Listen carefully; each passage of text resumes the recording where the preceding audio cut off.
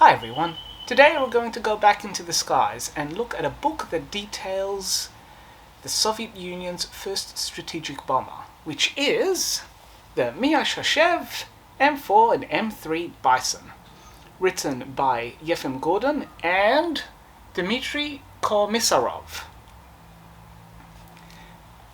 Oh, it's a big book.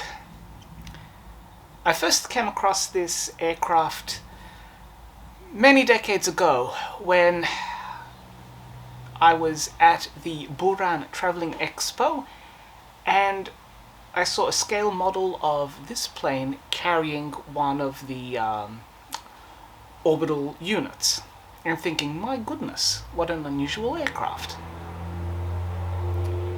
And then, fast forward many years, I purchased this book, the Myasishchev M4 and M3 by Red Star.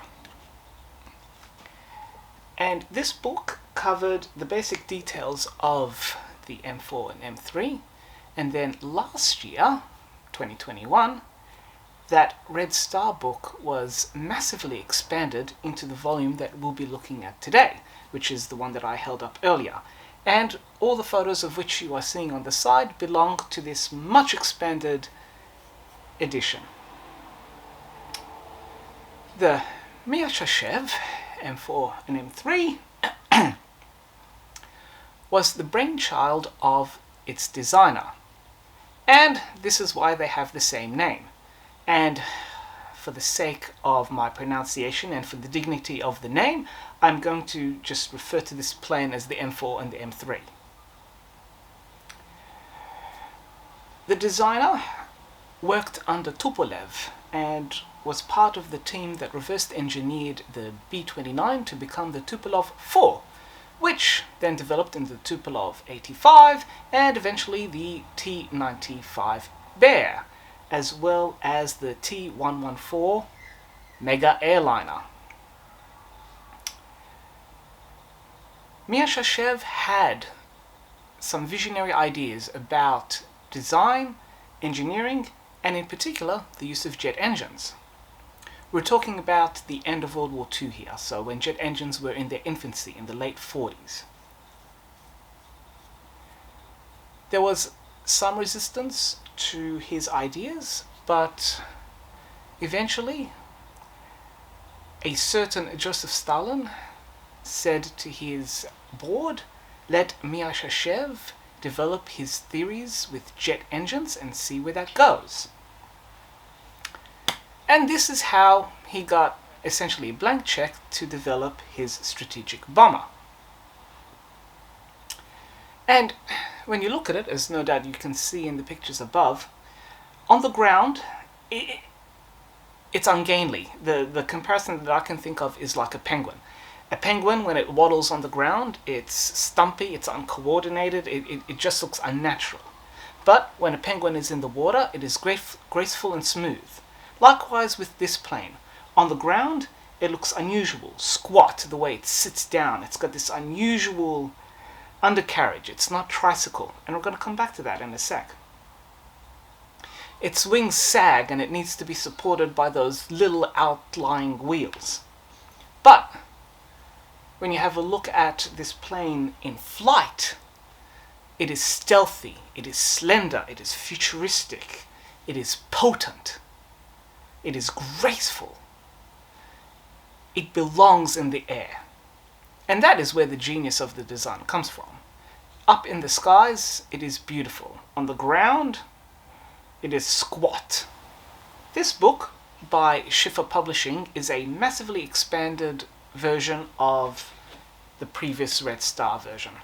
I mean, look, this is nice and thin-ish. And up! As you can no doubt tell, this is quite a massive hardcover book. You can probably knock someone's head off if you smashed it hard enough. Anyway, not to condone any violence. This book covers the basic grounds that the previous volume did, which looks at the history of the aircraft from its inception through to its development, all the various variants, its life in service.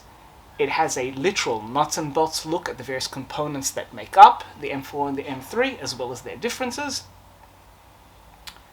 And with this later edition, it also goes in depth into its service as an orbital carrier, the Atlant version. And incidentally, we learn from the book that Atlant is Russian for Atlas, which was a fun joke that they had amongst themselves, referencing the legend. So Atlas carries the Earth on his shoulders in the same way that the poor M4 and M3 carry this massive load on their back. Yet, despite being seemingly slender and fragile, this plane ended up being a quite effective carrier of those oversized cargoes. But once the dearly departed Antonov 225 Mriya was brought into service, the Atlant was no longer needed. Most were scrapped due to the START treaties, which limited nuclear weapons and the weapons to facilitate the nuclear delivery. And a handful are preserved, in particular at Monino, the museum for the Air Force. This book is the definitive book that you will get about this plane, at least in English. Anyone who has ever read or come across Yefim Gordon will know that on the surface, the language may seem dry, but once you filter through, you actually can find a touch of humor. I've yet to determine whether it's sarcasm or cynicism, but there is a thin veil of humor in some parts of the text, which makes a refreshing change and adds some local flavor to the book, and indeed from the author himself. This book is beautifully produced. The paper is extremely thick. I mean, it's probably the thickest GSM you can use. All the photos that have been produced are of the highest quality. Even the photos that come from low-grade cameras are still produced as best as they can. All the diagrams are as clear as you want. The three view cutaways, perfect. This book also has over 20 beautiful color side profiles of the aircraft, showing its various layouts, formats, designations, associations with different Air Force bases.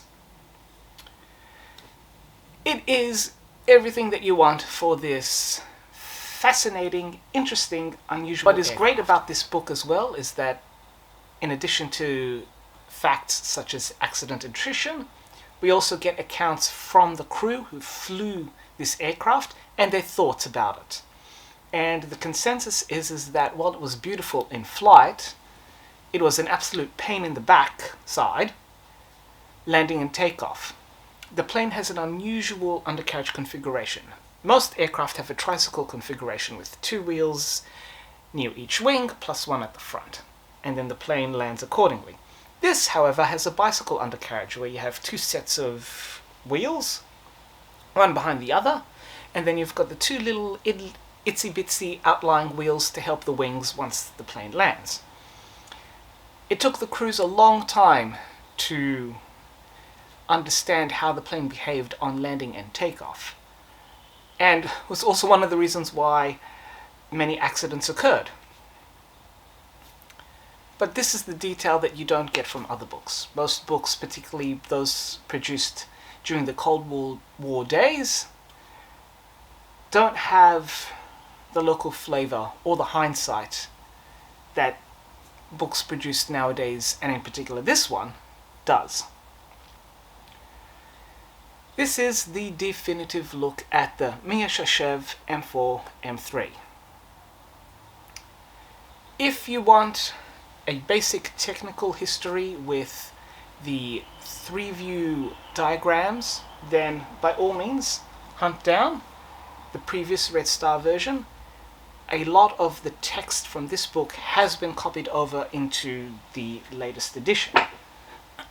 But if you particularly love this aircraft, and you want the singular definitive book that wraps up the complete story of this aircraft, then spoil yourself and do get this edition. It is a detailed, definitive look. As an aviation book goes, this is 5 captains' hats. And if there are any other aviation books, aircraft books, particularly Soviet and Russian aircraft, let me know in the comments below. I do have a shelf full of them, and if what you require I will most certainly review it for you.